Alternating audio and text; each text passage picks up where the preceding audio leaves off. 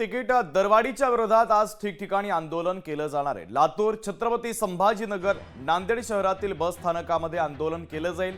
ठाकरेंच्या शिवसेनेच्या वतीने सकाळी 11 वाजता हे आंदोलन केलं जाणार आहे। तर एसटीच्या तिकीट दरामध्ये तब्बल 15% वाढ करण्याचा निर्णय सरकारने घेतलाय आणि त्यामुळे आता एसटी प्रवाशांना मनस्ताप सहन करावा लागतो आणि त्यामुळे ठिकठिकाणी आंदोलन केलं जाणार आहे। लातूर, छत्रपती संभाजीनगर आणि नांदेड शहरातील बस स्थानकात आंदोलन केलं जाईल। ठाकरेंच्या शिवसेनेच्या वतीने सकाळी 11 वाजता आंदोलनाची हाक देण्यात आलेली आहे।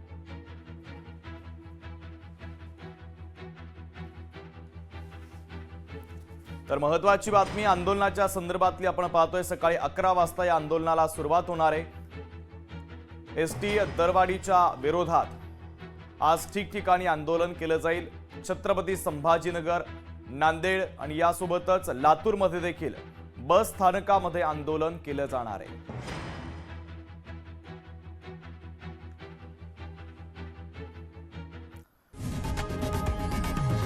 लोकशाही मराठी ऐका, पहा, जागरूक रहा।